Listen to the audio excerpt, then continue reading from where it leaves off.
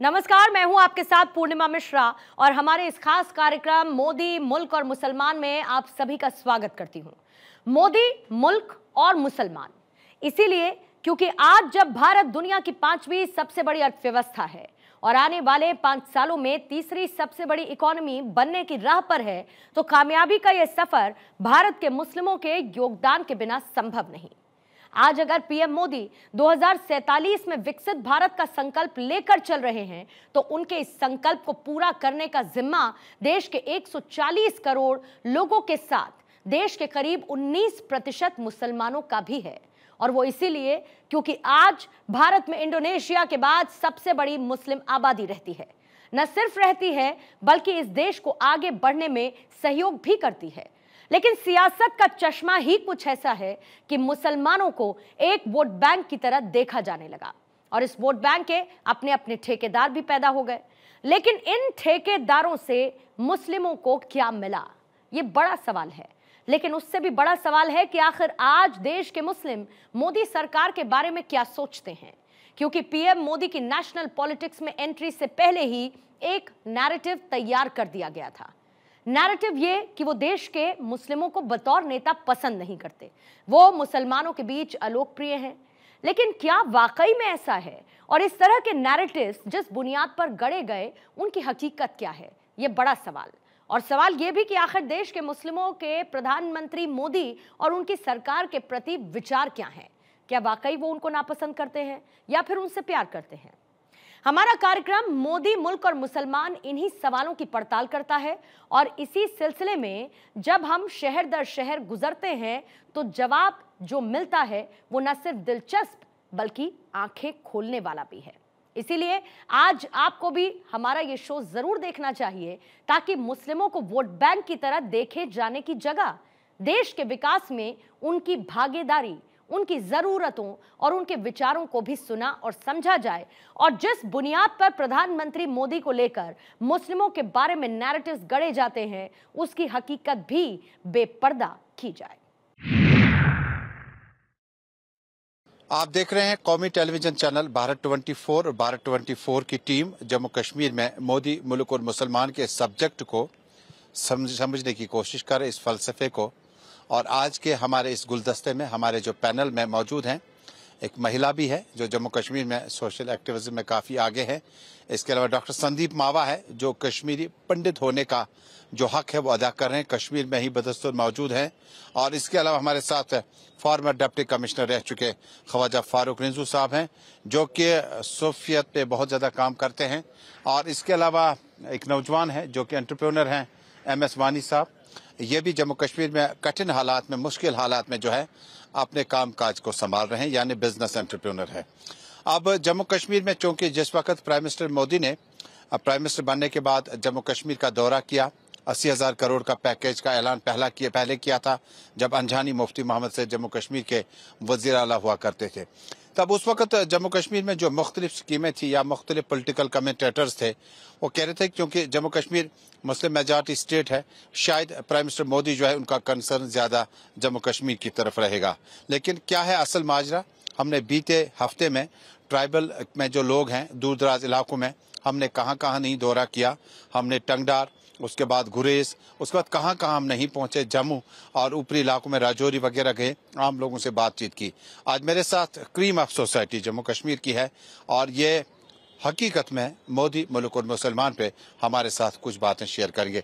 फारूक साहब, आपसे शुरुआत करते हैं प्रोटोकॉल के हिसाब से ही। फारूक साहब, ये जो मोदी, मुल्क और मुसलमान है, how do you see this का इक्वेशन इन जम्मू कश्मीर? देखिए, एक बात माननी पड़ेगी कि जब से हम हिंदुस्तान के साथ जुड़ गए हैं, जम्मू कश्मीर ने बड़ा विलिंगली अकॉर्ड किया है हिंदुस्तान के साथ। और हिंदुस्तान के ये नहीं, आज मैं तो हमेशा, आपको पता, आपने इंट्रोड्यूस भी किया मुझे, मैं तो एक सूफी तरीकत का शख्सियत हूँ। तो इवन मखदूम साहब ने अकॉर्ड किया शहंशाह अकबर के साथ और ही प्रेफर्ड इंडिया। एक क्लियर, एक स्पिरिचुअल एक कोवेनेंट है। तो जब ये है तो जो भी सेंटर में हो वही डेवलप कर सकता है हमारे जम्मू कश्मीर को, उसी को विजन होना चाहिए डेवलपमेंट का। और उसके साथ अगर कॉन्ट्रडिक्शन हो किसी सियासी पार्टी का और वो हमारे जम्मू कश्मीर को कुर्बान करे अपनी जाती रकाबत की वजह से, तो वो भी एक जाती है कश्मीरियों के साथ। और जहां तक मैं परसीव कर रहा हूं, जो आपने मोदी साहब और मुसलमान और हिंदू का लफ्ज इस्तेमाल किया, बहुत संजीदा है और बहुत सुपर सेंसिटिव है। बेसिकली मुझे चांस मिला और मुझे इनकार नहीं किया प्राइम मिनिस्टर ने उस वक्त, जब मैंने हजरत ख्वाजा बुलबुल शाह साहब का तावीज उनको बांधा, प्राइम मिनिस्टर को। और उस वक्त मुझे लगा, और उनका जो उनकी तकरीर है अभी विज्ञान भवन में गूगल पे है, जब उसने अर रहमान और रहीम और माल को कहा, और उसने कहा कि मेरा पीर बुलबुल शाह है और कश्मीर की आइडेंटिटी बुलबुल शाह है, शाह हमदान है, और ये जो मखदूम साहब है, और ये जो सामने आपने बड़ा अच्छा प्रोग्राम रखा है, शंकराचार्य किसकी गोद में बैठा है? तख्त सुलेमान की गोद में बैठा है। तो ये सेकुलरिज्म की निशानी है। और मुझे उस वक्त लगा, जब मैं खुद अपना तजुर्बा बोल रहा हूं, मुझे उस वक्त लगा कि जिस हिसाब से प्रेजेंट किया जाता है उसकी एक क्लियर आइडियोलॉजी मुझे लगी कि रेडिकल इस्लाम हो या रेडिकल हिंदुइज्म। इवन बहुत सारा उसने सनब किया बहुत सारे हिंदुओं को जिन्होंने मुसलमानों की दिलाजुरी की, जैसे किसी ने हमारे प्रॉफिट मोहम्मद सल्लल्लाहु अलैहि वसल्लम के खिलाफ बोला तो उसको तो निकाला पार्टी से कहा कि आपने कैसे मुसलमानों के सेंटिमेंट्स को हर्ट किया। डॉक्टर संदीप मावा कश्मीर और मुसलमानों की गोद में बड़े पले बड़े हैं और यहीं रहे हैं, मुश्किल हालात में भी यहीं रहे हैं। मोदी मुल्क और मुसलमान में, आप कश्मीर में डाउन टाउन में जिंदगी गुजार रहे हैं, किस तरह का माहौल है? देखिए, इनिशियली जब 1990 में यहाँ अफरा तफरी का माहौल बनाया गया, it is ultimately a power game. कभी देखिए, अगर आपको 87 की याद हो, इलेक्शन हो रहा था और जो आज आतंकवादी बने हैं, चाहे सईद सलाउद्दीन जो HM का चीफ कमांडर है पाकिस्तान में बैठा हुआ, वो क्या चाहता था? हिंदुस्तान के आईन के तहत वो इलेक्शन में हिस्सा ले रहा था, रिगिंग के तहत, पावर गेम्स के तहत उसको हराया गया और वो खामियाजा पूरे कश्मीर को बदलना, मतलब उसके लिए भुगतना पड़ा। आज हालात जो कश्मीर में डाउनटाउन में, इससे पहले अगर आप आर्टिकल 370 के हटने से पहले हालात खराब किए गए थे और it was all political nexus था, जिस वजह से सेपरेटिस्ट और रीजनल पार्टीज मिलके यहाँ आतंकवाद को, इस मिलिटेंसी के फ्रेज में, क्योंकि situation game is not over yet, इन हालात में मोदी मुल्क और मुसलमान का सब्जेक्ट आप कहां पे देखते हैं कश्मीर घाटी में? देखिए, मैं ये मानता हूं कि Modi has been a change for Kashmiris. हमारे सामने जब मोदी साहब ने प्रधानमंत्री का पद लिया 2014 में, तो हम कश्मीरियों को ये बताया गया that he is a communal man, वो यहाँ मुसलमानों की अफरा तफरी कर देगा। लेकिन उसके बरक्स उल्टा हुआ। अगर आप देखें 2019 जब आर्टिकल की एब्रोगेशन हुई 370 की, वो 5 अगस्त 2019 था और उसके बाद डायरेक्ट सेंट्रल गवर्नमेंट ने कंट्रोल लिया कश्मीर का। कोई पार्टी नहीं, जो रीजनल पार्टी, सबको हटा के खुद कंट्रोल लिया और उस दिन से आज तक एक भी कश्मीरी नहीं शहीद हुआ है, बेगुनाह नहीं मारा गया है। अगर मारा गया है तो जिसने देश के खिलाफ बंदूक उठाया है, वो चाहे HM हो, TRF हो, ऑफकोर्स जो बंदूक उठाता मुल्क के खिलाफ, उसके साथ ये कार्रवाई होनी चाहिए। लेकिन आम जन, जो कश्मीरी का आम मुसलमान है, उसकी जिंदगियों में बदलाव आया है, वो बचा है। देखिए, बार बार सवाल करती है मीडिया की 370 के हटने के बाद क्या हुआ। उन माताओं के बच्चे बच गए जिनको ये गुमराह करके जज्बाती बना के, देखो कश्मीरी समाज जैसे इमोशनल समाज, हम लोग एकदम इमोशंस में आ जाते हैं और उसी कारण कुछ हमारे नौजवान भटक गए थे। आज उनको मेन स्ट्रीम में लाने की कोशिश हो रही है। सबसे बड़ी बात जो हुई 370 के बाद, हमारे जो नौजवान हैं उनकी जिंदगी में बाहर आ गया। यानी मावा साहब का कहना है कि प्राइम मिनिस्टर मोदी के रहते, मोदी मुल्क और मुसलमान का ये जो शहरी श्रीनगर का था, कश्मीर घाटी का था, इसकी जिंदगी बड़े खतरे से दोचार थी और इसको बचाया गया, ये कंट्रीब्यूशन है। शाइना मैम मेरे साथ मौजूद हैं, बहुत बहुत शुक्रिया। मैम, किस तरह से आप देखते हैं मोदी मुल्क और मुसलमान के इस कंसेप्ट को? क्या महिलाओं के अधिकार हमारे पास हैं? क्या ट्रिपल तलाक के बिल आने के बाद आपके जो एहसास थे कहीं मजरू तो नहीं हुए? एक महिला होने की हैसियत से आप मोदी के इस कार्यकाल को किस तरह से देखते हैं? Thank you very much. आपने यहाँ पे आने के लिए बहुत हमें ये बुलाया, यहाँ पे इस प्रोग्राम के लिए बहुत बहुत शुक्रिया करती हूँ मैं आपका। आपने जो सवाल किया है ये बहुत ही इम्पोर्टेंट सवाल है। आपने देखा है कि यहाँ पे मुसलमान, हिंदू, मुस्लिम, सिख, उनके बीच में जो कॉन्स्पेरेंसी पैदा की गई थी, उस टाइम बीजेपी सरकार तो नहीं थी ना।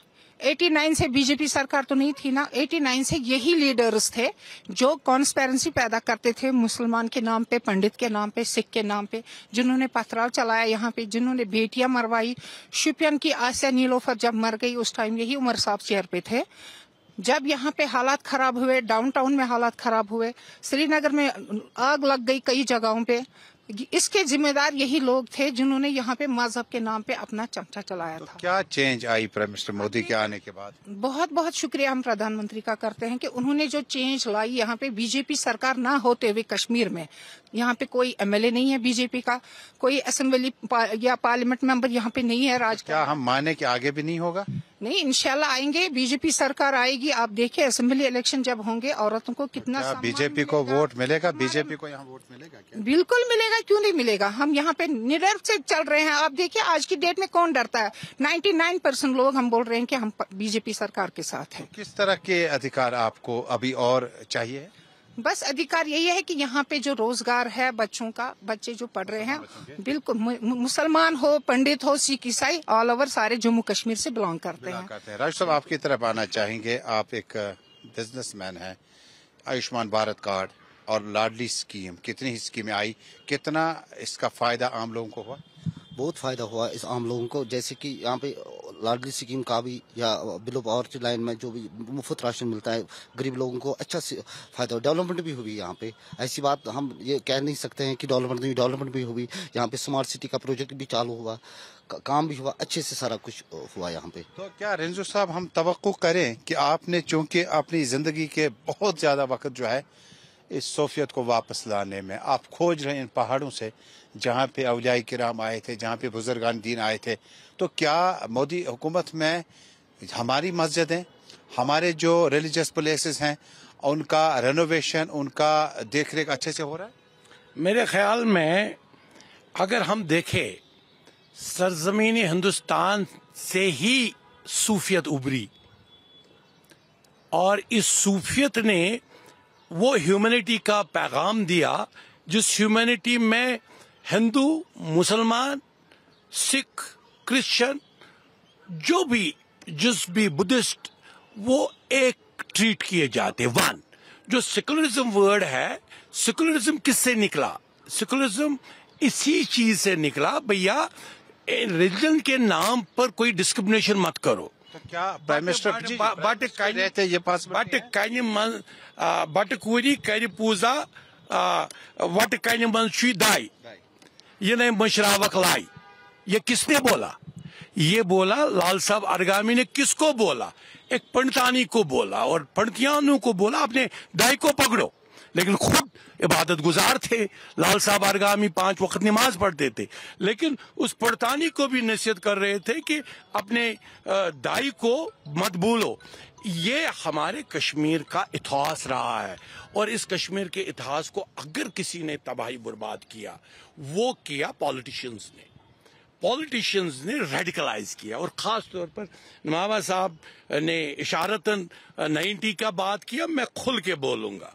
90 में कश्मीरी पंडितों को टारगेट करने की एक पॉलिटिकल साजिश और वोट बैंक की साजिश थी। जैसे 1947 में गिलगित बल्तिस्तान और पीओके को बाहर फेंकने की साजिश थी कि वहां का वोट बैंक यहाँ के लीडरों के साथ नहीं था, तो उन्हें कहा उधर फेंको।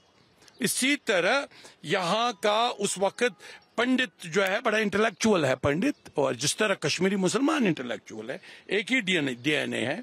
तो इसमें एक साजिश के तहत इनकी प्रॉपर्टी को खाया जाए। क्या हम माने कि वज़ीर आज़म के रहते ये चीजें हासिल की जा सकती है? उम्मीद है। यहाँ पे ये मैं आपको बताऊं, नॉर्मली यहाँ पे अभी इलेक्शन तब तक होना ही नहीं चाहिए था जब तक कश्मीरी पंडित को एक एक करके वापस नहीं लाया जाता। It should have been the first priority अगर हम लीगली देखें, और 24 सीट जो पार के है वो फिल अप होने चाहिए। तो वो भी वज़ीर-ए-आज़म के रहते ही पॉसिबल है मोदी की? अब पॉसिबिलिटी लग रही है, अब लग रही है। मावा साहब, आपकी तरफ आना चाहूंगा कि प्राइम मिनिस्टर के रहते क्या पीओके का इशू और पंडित बरादरी की वापसी मुमकिन है? देखिए, पाकिस्तान पीओके के लोग बार बार अपील कर रहे हैं। वो बॉर्डर भी आए थे केरन तक अभी हाल ही में, और रिक्वेस्ट कर रहे थे मोदी साहब से, साहब हम आपके साथ जुड़ना चाहते हैं। आप ये देखिए, जिन मुसलमानों ने वफा की 47 में पाकिस्तान के साथ, उनको आज भी मुहाजिर कहा जा रहा है। तो बदतर जिंदगी, उनकी बद से बदतर जिंदगी हो रही है। उनको ये लग रहा है, उम्मीद जब से मोदी साहब आए हैं, सिर्फ मोदी साहब के आने से 123 मुमालिक कह रहे हैं कि हम मोदी के साथ आना चाहते हैं। सो ये विजनरी लीडरशिप है। आप देखिए, जहां आतंकवाद न खत्म होने का नाम नहीं ले रहा था पिछले 47 ईयर से, ये नासूर चलता आ रहा है, और सडनली मोदी साहब ने 2019 में अपने कंट्रोल में ले लिया कश्मीर को। आज अमन, अभी देखिए ब्रिज के सामने द वैफल कंपनी है, एक मल्टीनेशनल कंपनी है। मल्टीनेशनल तब आती है किसी भी स्टेट में जब वहां पीस हो। So these are parameters. अभी फोर्ड फाउंडेशन, फोर्ड अभी आई कंपनी, जो मोटर कंपनी है, तो बड़ी बड़ी मल्टीनेशनल्स, लॉर्सन एंड टूब्रो यहां आ रही है। तो इसका मतलब है मोदी साहब चाहते हैं कश्मीर की तकदीर और तस्वीर बदलना। जिस मोदी साहब को हमारे लीडरों ने, हमारे नेताओं ने सिर्फ सियासी साजिशों के तहत कहा ही एंटी मुस्लिम, उसी ने 2019 से बेगुनाह मुसलमानों को बचाया इस मौत के तांडव से। तो मैं बार बार धन्यवाद देता हूं ऐसे नेताओं को। मैं तो चाहता हूं, अभी तो वो टर्म 3 में आ रहे हैं, मैं तो चाहता हूं कि जब तक हमारी जिंदगी रहे वो कंटिन्यू रहे। क्यों? ऐसे नेता बदलाव चाहते, देश का विकास चाहते, हमारी जिंदगी में अमल लाना चाहते हैं। कौन नहीं चाहेगा? सिर्फ वो नहीं चाहता मोदी को जिसका घर हिट हुआ हो। आतंकवाद वाज अ प्रोफेशन। ये जो सियासत, गंदी राजनीति, चाहे नेशनल कॉन्फ्रेंस ने, पीडीपी ने, अपने मुफाद के लिए, अपने परिवार को आगे बढ़ाने के लिए, कहते हैं ना, When in doubt, confuse the enemy, वो आज खुद कंफ्यूज है। कभी कहते हैं किसी जमात को 18 बीटी, उनकी सियासतों से दूर हटके कश्मीरी आज मेन स्ट्रीम में आना चाहता और देश हिंदुस्तान की तकमील में और इजाफा करना चाहता। क्या मैडम मोदी के रहते महिलाएं भी इसी तरह की सोच रखती हैं? बिल्कुल, महिलाओं को इससे ज्यादा रोल मिलने चाहिए। महिलाओं को अधिकार मिले हैं। आपने ट्रिपल तलाक की बात की थी, आज तक किस बहन ने बोला कि ये प्रधानमंत्री ने गलत डिसीजन दिया? उनके साथ इंसाफ हुआ है। यहाँ से एक मामूली सा मर्द बोलता था तलाक तलाक तलाक, वो बहन बेचारी 4 बच्चे लेके, 3 बच्चे लेके दरबदर होती थी, दरबदर की ठोकरें खाती थी। इन चीजों से हमारी बहनों को नजात मिल गई है। और जो अभी एक्स एमएलए हमारे यहाँ पे है, ये डिप्टी डीसी, उन्होंने जो बात बोली कि तब तक यहाँ इलेक्शन नहीं होने चाहिए थे जब तक यहाँ पे हमारे तो क्या पॉसिबल है कि माइनॉरिटीज को वापस, तो क्या पॉसिबल है इस तरह? और ऐसा क्यों नहीं हो पाया कि मुसलमानों का ये दस्ता जो है इनको अपने साथ रख पाया? क्या वज़ीर-ए-आज़म की कोशिश होगी? बिल्कुल होगी, और आने वाले दौर में यहाँ सब एक नजरे से, सबको एक सिनेरियो से देखा जाएगा। उनकी आइडियोलॉजी एक ही है कि यहाँ पे बदलाव हो, विकास, चेंज हो। यहाँ पे जो भी ये जो नेशनलिज्म पे बात कर रहे थे, अभी तक बोल रहे थे मोदी जी यहाँ पे एंटी मुस्लिम है, हमारे मुसलमानों के बीच में रखना डालते थे, अब वो भी फेल हो गए हैं। उन्होंने भी मैदान छोड़ के मोदी जी का हाथ थाम लिया है। मोदी जी का हाथ थामा है। हम कश्मीर घाटी में मौजूद हैं और कश्मीर घाटी के इस खूबसूरत रवानगी का जरा नज़ारा दिखाएगा याकूब। ये जहलम की रवानगी है और बीते 30 वर्षों के दौरान इस जहलम से बहुत कुछ बह गया। शंकर आचार्य से लेकर कितनी ही खूबसूरत पहाड़ियां हैं जो शाम के साए ढलने के बाद आज पीसफुल माहौल में शाम के वक्त में टूरिस्टों से खचाखच कश्मीर भरा है। ये तस्वीर कोई बनावटी नहीं है, ये तस्वीर असली है। और डिबेट के दौरान दिखाने का मतलब है कि आप लोगों को कश्मीर का पर्यटक, कश्मीर का टूरिज्म जो है, कश्मीर का अमन जो है वो आपका इंतजार कर रहा है। आप आए और ग्लेशियर जो है वो आहिस्ता आहिस्ता जो है अपना अगला मरहला जो है वो नदी नालों की तरफ रवानगी की तरफ जारी रहेगा। रिंजू साहब, आप चूंकि लॉ एंड ऑर्डर में जम्मू कश्मीर के बड़े अहम डिस्ट्रिक्ट के हेड रहे हैं, जिसे हम डिप्टी कमिश्नर बडगाम उस वक्त कहते थे, ये कानून की व्यवस्था में और ज्यादा बेहतरी लाने के लिए क्या कुछ किया जा सकता है? वज़ीर-ए-आज़म की तरफ से क्या उम्मीद की जा सकती है? देखिए, अगर आप पिछले 4-5 साल से देखेंगे, the peace in reality, because मैं भी रहा हूं और देखा है मैंने, जो यहाँ पे स्पॉन्सर्ड ये थे stone pelting, it was a political stone pelting, it was not a law and order problem. मैं अपने एक्सपीरियंस से बोल रहा हूँ। और तजुर्बे से बोल रहा हूँ। और मुझे ये भी पता है कि पॉलिटिकल एमएलएज अपने इलाके में एक क्लस्टर को नौजवानों को जमा करके बोलते थे कि आज जबरदस्त संगबारी करो और कल आपकी रिक्रूटमेंट पुलिस में एन मास होने वाली है। आप उस वक्त कार्रवाई अगर करना चाहते नहीं कर सकते थे बिकॉज ऑफ पॉलिटिकल प्रेशर? मैं आपको ये बता रहा हूँ, what I am telling you, कि जो पॉलिटिशियंस ने टेक ओवर किया है, मतलब ये आदमी सब ब्यूरोक्रेसी एंड पॉलिटिक्स में जमीन आसमान का फर्क है।